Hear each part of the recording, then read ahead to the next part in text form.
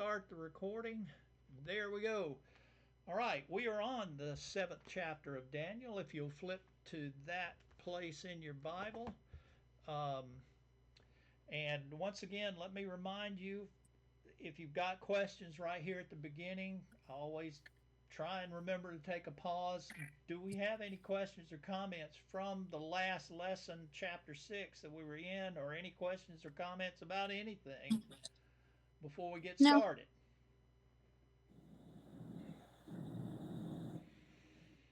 All right. Please do not be shy about bringing questions. That's the place where we really start to learn is those questions. Chapter 7 in Daniel. This chapter, this we're at the middle of the book, middle of the book of Daniel here, and chapter 7 is kind of a hinge.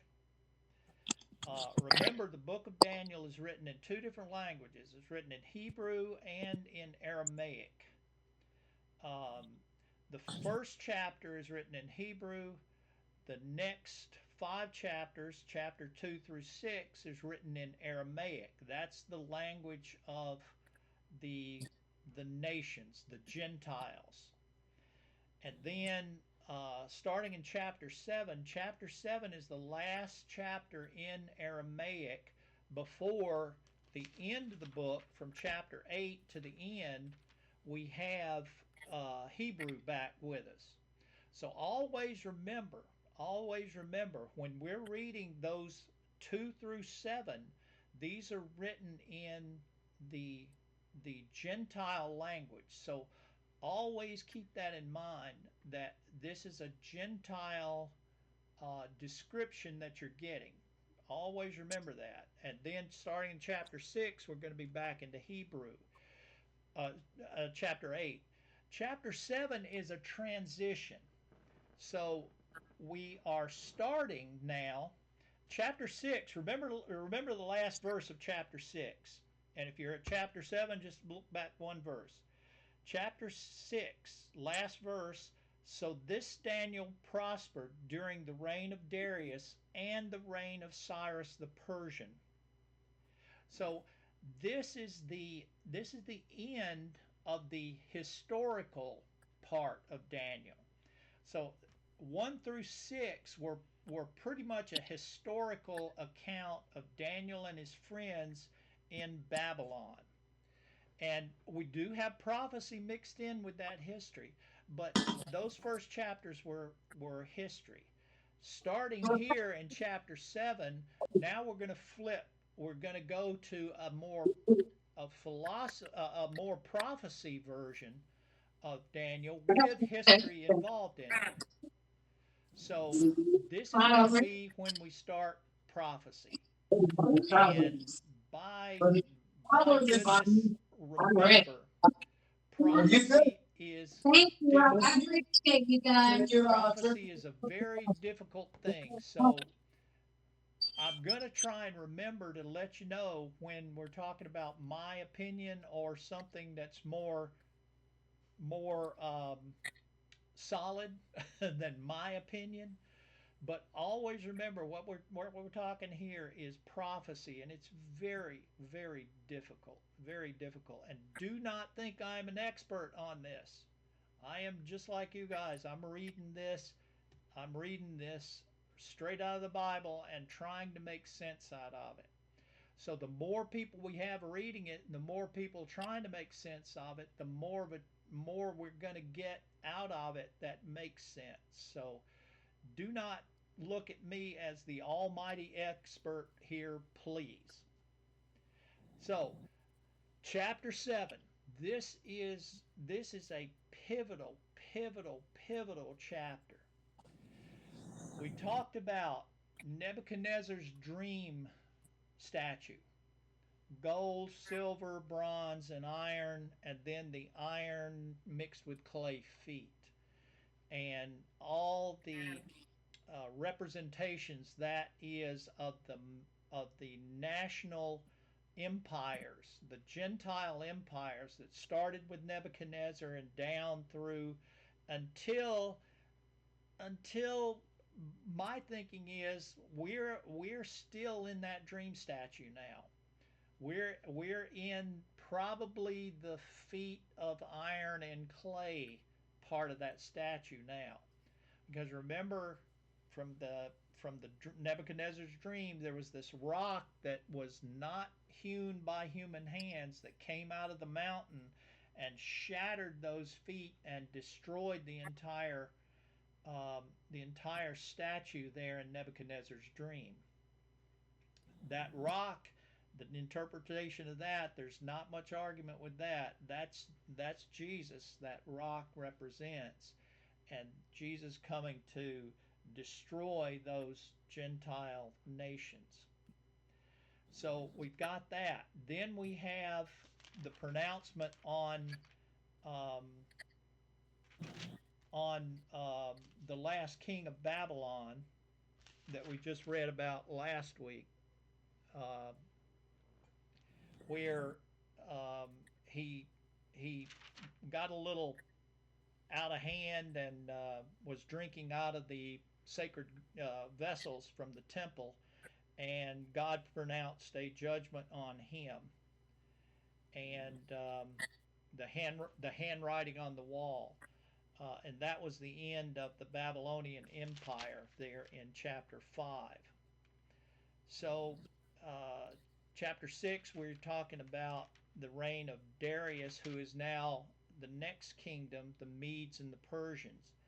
And Darius getting taken for granted or taken advantage of by his Chaldean seers, um, and pronouncing this law that Daniel couldn't adhere to, and had to throw him into the lion's den. And remember, Darius was not real thrilled with that, but Daniel survived that due to God's intervention, and Darius recognized that right away, that this God that Daniel worshiped was something different than all his gods. But yeah, he's not a follower.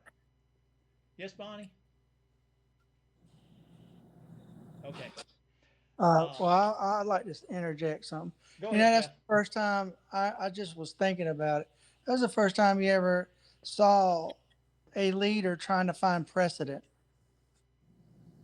He was searching, labored into the night to find a precedent to see if there was some way he could get Daniel out of it. That's exactly right. And that's something to bear in mind, that Darius realized realized that he had been trapped. He had been trapped by his deceptive uh, elite, and honestly tried. Honestly, and when you read that again, um, chapter chapter 6, verse, it looks like about 14. Then the king, when he heard these words, is much distressed and set his mind to deliver Daniel, and he labored until the sun came down to rescue him. Then the men came by agreement to the king and said to the king, O king, it is the law of the Medes and the Persians that no injunction or ordinance that the king established can be changed. The king tried to find a loophole and just stayed up all night trying. So Darius was not was not a bad guy. He just got deceived by his advisors and tried to he knew Daniel was innocent, but he got trapped. And and um and that's something to remember about Darius. He was a he knew there was something different about Daniel, just and knew something was different about Daniel's God, but just couldn't get his head in the right place to realize that this was the one God. And Nebuchadnezzar struggled with that. And Jeff and I were talking about that, and we'll get to that here in a minute. Nebuchadnezzar, we're not real sure whether he actually believed God, called on the name of the Lord, and was saved. It doesn't really say one way or the other. Unlike Naaman the leper, and remember we talked about that. Naaman the leper, He called on God's name, God's most holy name, Yehovah. He called on God's name. So Naaman, we're pretty sure Naaman was a believer. And since he was mentioned in the New Testament by Jesus himself, we're pretty sure that Naaman did call on God's name. Nebuchadnezzar, it's not as clear. And Jeff's of one mind, I'm of the other. We'll deal with that in a minute. All right. So, chapter 7. We're finally getting around to chapter 7. In the first year of Belshazzar, king of Babylon. Now, remember, Daniel, chapter 6, we're talking about the Medes and the Persians and King Darius and then King Cyrus. Now we're going to go back in history to the last king of Babylon and pick up there. So in the first year of Belshazzar, king of Babylon, Daniel saw a dream and visions of his head as he lay in his bed. And he woke and wrote down the dream and told the sum of the matter. Daniel declared. Now Daniel thought this dream was so important, when he woke up, he wrote it down to make sure that he had it uh, properly documented so that he could think about it and see it again. This this it says he had a dream and a vision. So this is kind of a combination. Remember, we talked about a dream which Nebuchadnezzar had. He was a dream. It was just like us dream. You go to sleep, you see something during the night. That's your dream. Daniel, though, in in chapter, was it 5? I think it was 5, yeah, or 4. I don't remember. Daniel had a vision. Daniel's vision came to him as he was awake. So a vision you see when you're awake, a dream you're dreaming. This was a kind of a combination between the two. So Daniel has this dream vision and thought enough about it to write the matter down. So verse 2, Daniel declared, I saw in my vision by night, and beheld the four winds of heaven were stirring up a great sea, and the and four great beasts came up from the sea, different from one another. All right, I want I want us to have a good idea of some of these metaphors that are used here, because when you see when a Jew sees this illusion of a great sea, they're thinking about not the Mediterranean Sea. The, they have a word for the Mediterranean Sea.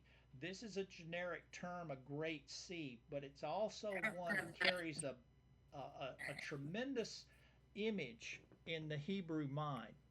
And you need to be able to recognize something like this. This great sea and the four winds of heaven. The winds of heaven are the expanse of the heavens. And look at, they were stirring up the great sea. What does that remind you of? The winds over the sea. The same word in Hebrew for wind is ruach. It's the same word for spirit. A spirit hovering over waters. Yeah, that takes a Hebrew back to Genesis when there was void in the world.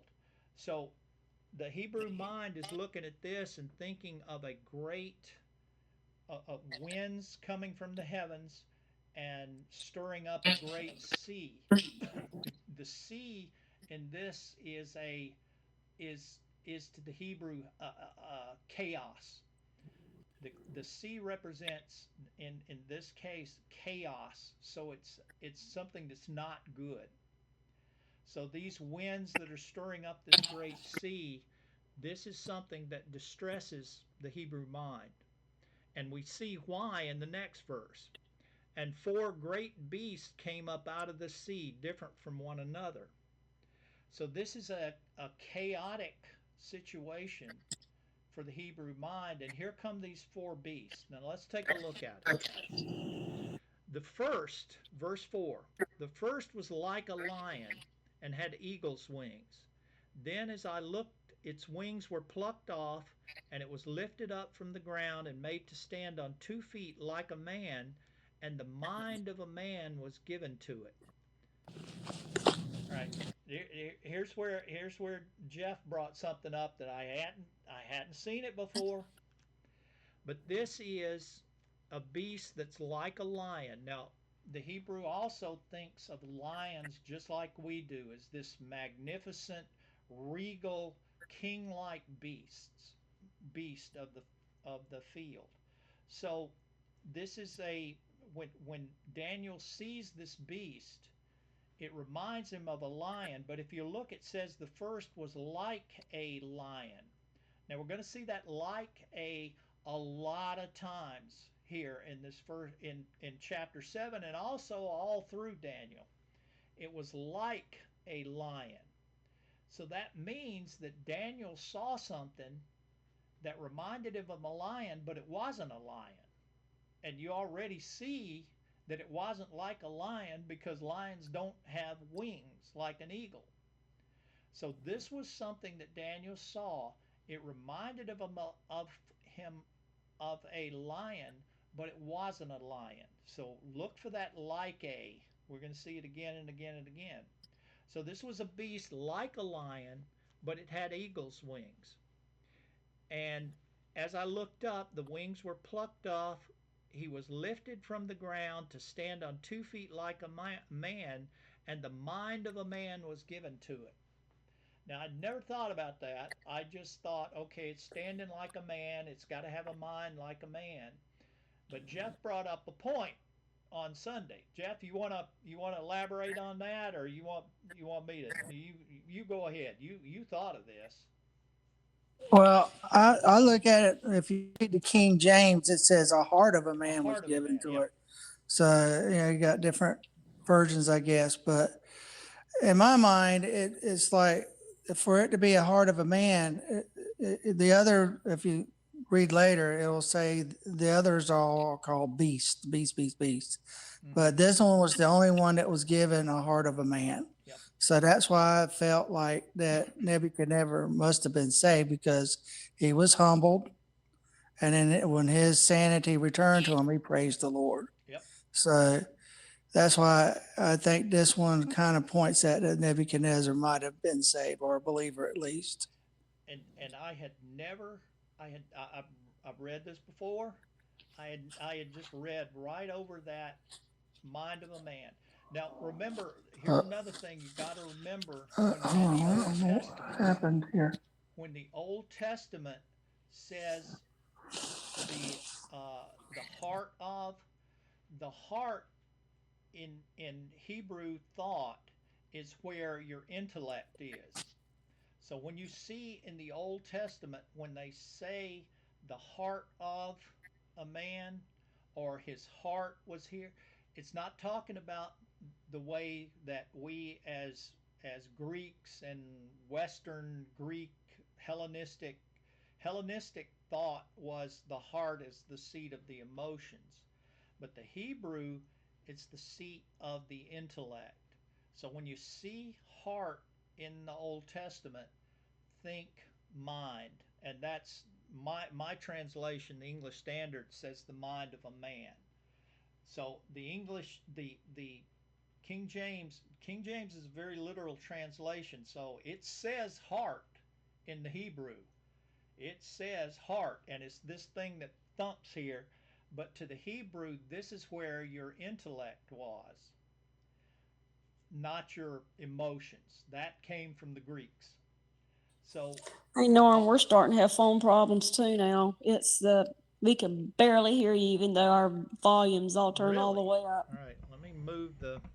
Is everybody else having trouble hearing me? And I'm gonna move. I'm gonna move up a little closer to the mic here. No, you sound good. All right, that's weird. Some of the phones are weirding out on you us. sound fine. All right, I'll stay up here close to the mic then, and maybe I think I have a lapel mic around here somewhere. I'll see if I can get that for next week. All right, um, so Jeff brings up a very good point, and I don't have much to say to argue against it because we read about the description of the lion. That's obvious description of Babylon, the kingdom of Babylon. This lion represents, and remember how God appointed Nebuchadnezzar. We read in Jeremiah how God Himself said that He appointed he Nebuchadnezzar was His servant, and He appointed Nebuchadnezzar to rule and gave him dominion. He gave dominion. Jeremiah told Hezekiah, the last king of Judah, you will be ruled over by Nebuchadnezzar, my appointed servant. So Nebuchadnezzar was chosen by God to lead Babylon to to punish Israel for Israel's turning to idolatry. So Nebuchadnezzar had God had his hand on that man. One way or the other, God had his hand on it and appointed him and gave him dominion. Remember, in Jeremiah, it says God gave him dominion over the beasts of the field and the people around his kingdom. So Nebuchadnezzar was something very special, and that's why this lion represents him. And we can see the the the situation where Nebuchadnezzar lost his mind because he forgot who he owed his kingdom to. He owed his kingdom to the one God. And he forgot that when he hopped up on top of his castle there and said, "Look at the kingdom that I made." Well, he stepped over the line right there, and God punished him as he told him he would. And Nebuchadnezzar lost his mind for 7 units of time, whether it's 7 weeks, 7 months, 7 years, we're not real sure. It just says 7 units of time. And then God granted, when Nebuchadnezzar repented, God gave him his sanity back. And that looks like what's happening with the bear. The eagle's wings give you, the eagle is considered in the Hebrew mind also the sort of the king of the birds.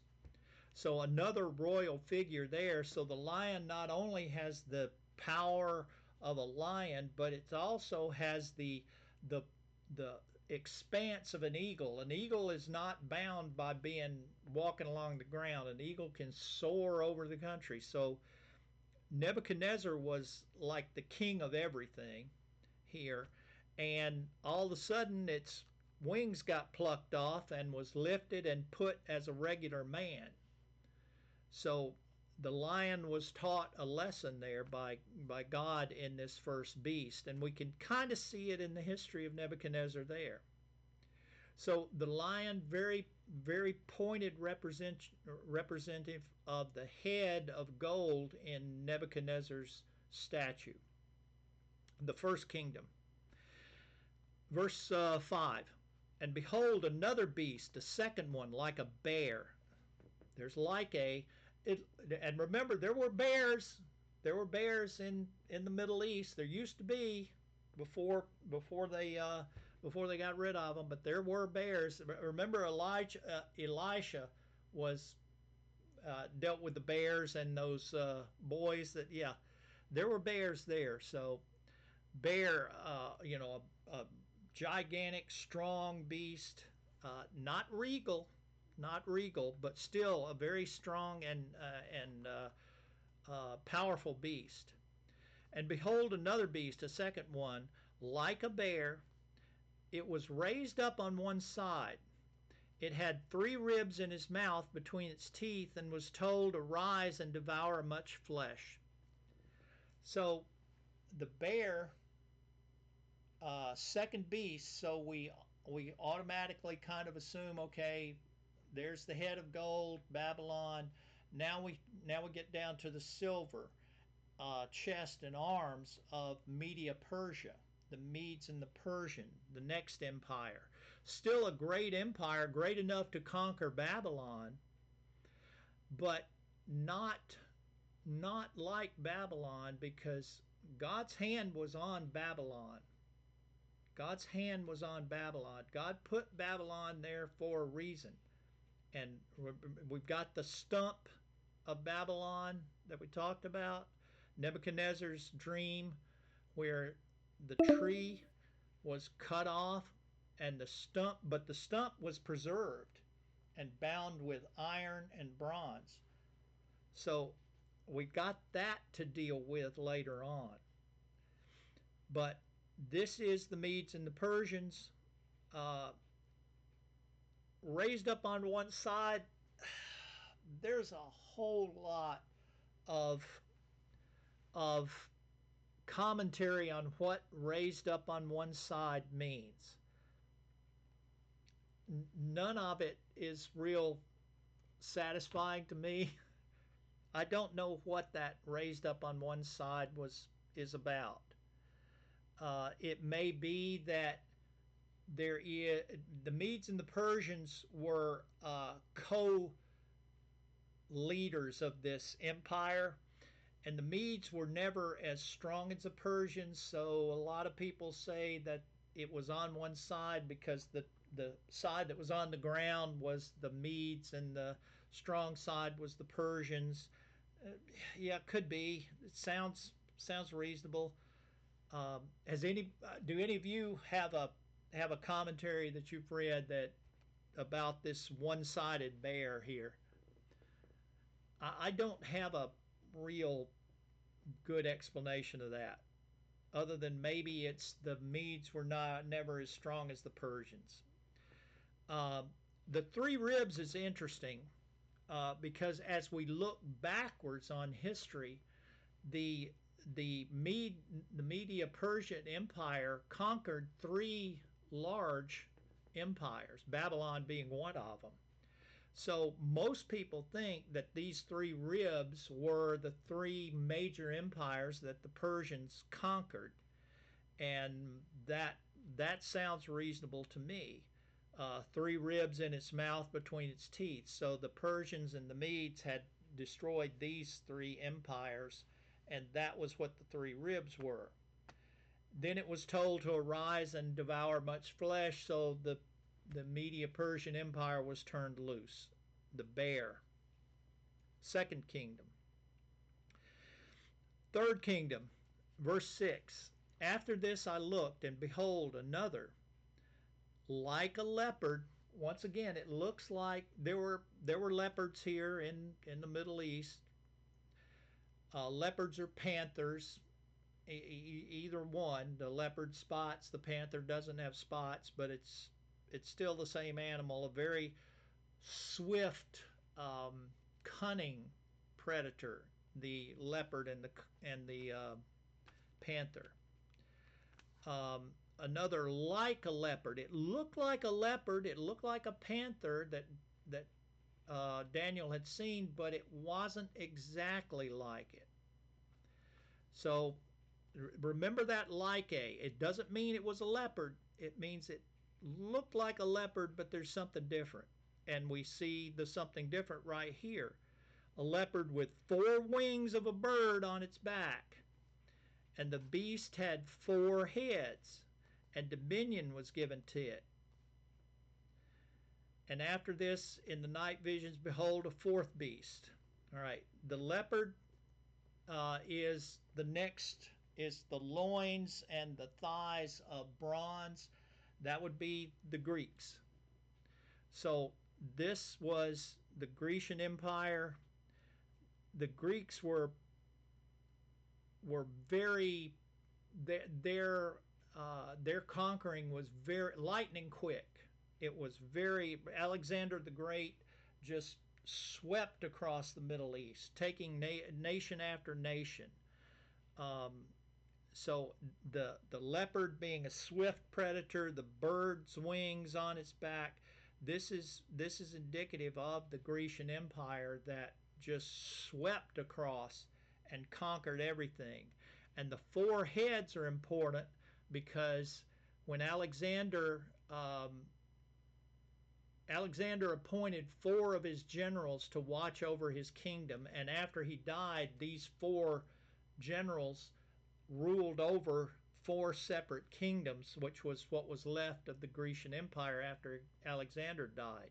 So the four heads are generally, and there's no argument about this, the four generals of Alexander that conquered or that took over Alexander's kingdom. So, verse 7, after this I saw in the night visions, and behold, a fourth beast, terrifying and dreadful and exceeding strong. It had great iron teeth, and it devoured and broke into pieces and stamped what was left with its feet, and was different from all the beasts that were before it, and it had 10 horns. And I considered the horns, and behold, there came up among them another horn, a little one, before which 3 of the first were plucked up by the roots. And behold, in this horn were eyes like the eyes of a man, and a mouth speaking great things. When the Hebrew talks about horns in visions, the horn generally represents a king of a empire or a ruling country. So when you see horns, you got to think of kings. Also, this little horn came up with eyes like a human. When you see eyes on anything, like some of the beasts that we're going to get into in Revelation, when you see they have eyes all around, it means this is exceeding wise person, a very intelligent horn, a very intelligent king. The eyes are like all seeing. So we have this little horn, and it has some eyes. So we're talking about a very intelligent person, and a mouth speaking great things. And we're going to find out this mouth speaking great things. They aren't always good things that he speaks, and especially when he's talking about God's chosen. So this little horn here that came up amongst the 10 is something very different, and we see that 3 of the first horns were plucked up by the roots when this first horn came on the scene, or this little horn came on the scene. And this has, when we get to Revelation, this little horn here, there's a lot to be said about this. But in Daniel, we're just reading about this last kingdom, which is representative of the iron legs, and maybe the iron feet with clay. That's where we get into some shifty ground. The iron legs and the iron feet are, we're talking about this beast, because the Roman Empire, one of the things that you can say about it is that it conquered everything, and just what it didn't conquer, it destroyed. So looking back in history, this is a very good description of the Roman Empire, where it it devoured and broke into pieces, and then the pieces that were left, it stamped them into nothing too. And that was the Romans. They were brutal. They were a brutal conquering people.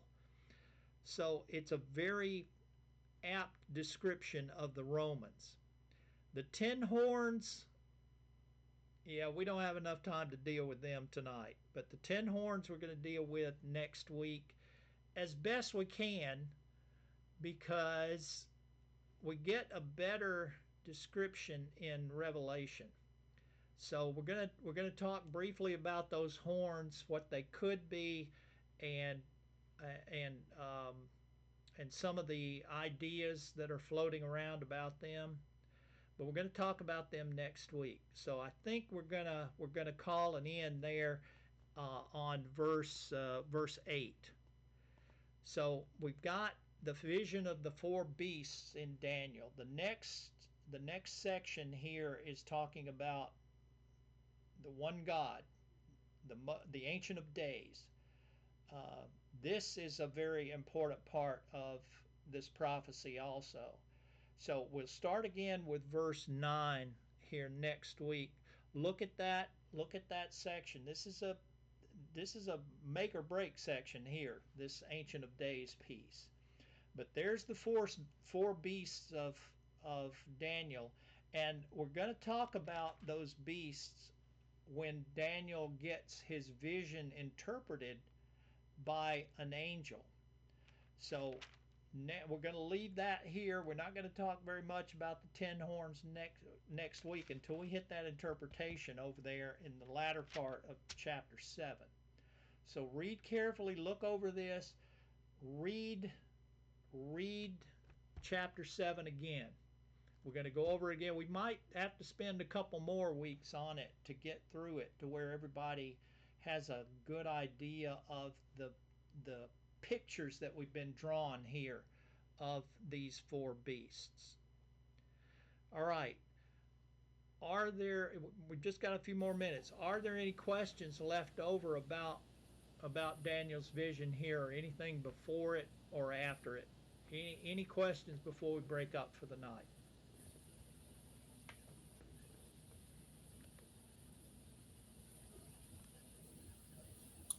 It's a great lesson, Dorn. Thank you. Thank you, Okay. Norm. It's a good lesson. Enjoy it a lot more. We've got we've got a lot to go.